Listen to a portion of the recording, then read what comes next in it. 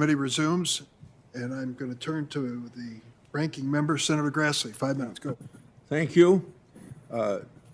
Judge Garland, when I talked to you on the phone, I said I was going to give you a binder. I'm not going to ask you to come up and give it, and I'm not going to take it down to you, but I'll have my staff give it to you, of letters going back to the last 2 years of the Trump administration that haven't been answered by the department, and also maybe just a very few letters of the recent administration. So I hope that you will do what you can to get those answers. So 6 months from now, I don't blame you. It's the fact that the Trump people didn't answer it. I would like to keep the blame on my predecessor. Okay. Yes, Senator. Thank you. And then I'm going to say something about your answering questions for us.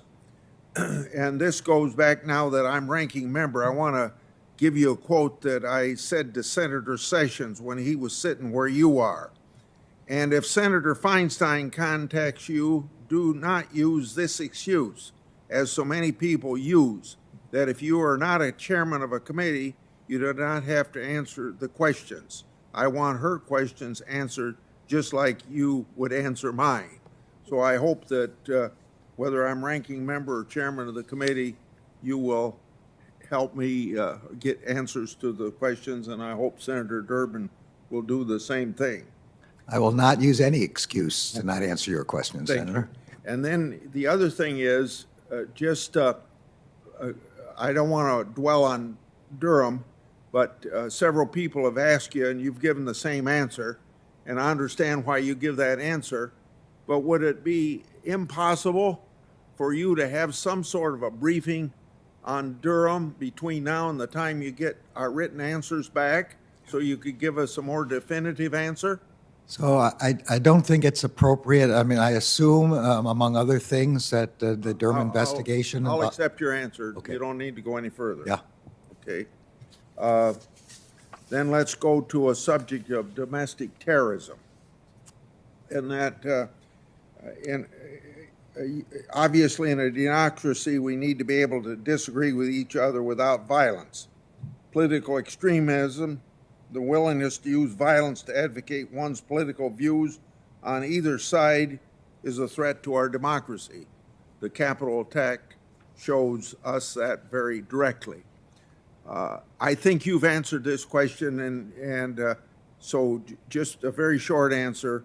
I think you've assured all of us that the Justice Department has all the necessary resources to investigate and prosecute all cases connected to the attack on the United States Capitol. I can't yet say we have all the resources. What I said was I would look into the question of whether I just don't know. Okay. But we certainly have authorities to look into it. Whether we have the money and the person power, I just don't know yet. Okay.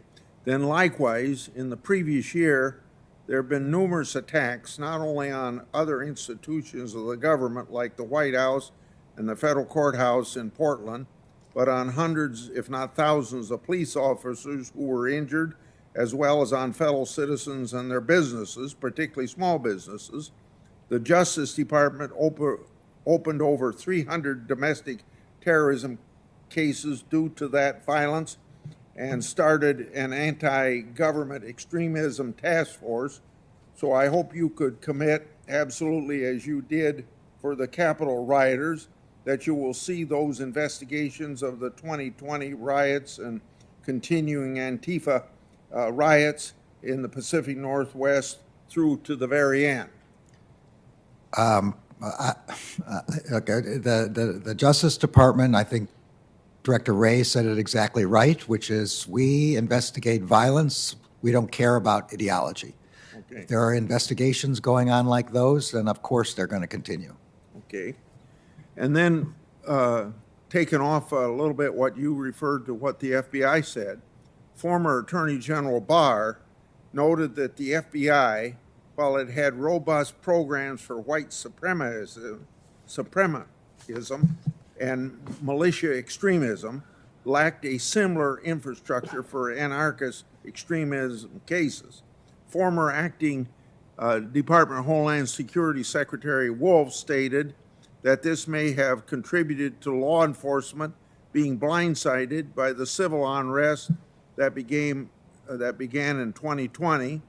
So I hope that I can get you to say that you'd be willing to review your anarchist extremism program for weaknesses and fixing those weaknesses based upon what Barr said, that the FBI said that they had better programs to go after white supremacy than they did other anarchist extremism. I think we need to go after violence from whatever direction, left, right, up, down. It doesn't make any difference. We need to go after that. I think what Director Ray had said was what he was most concerned about was the rise of white supremacist extremism as an element of domestic terrorism. But it doesn't matter what direction it comes from. It doesn't matter what the ideology is. We have to investigate it. I guess my time's up. I'm going to have a lot of questions for answer in writing. Fair enough.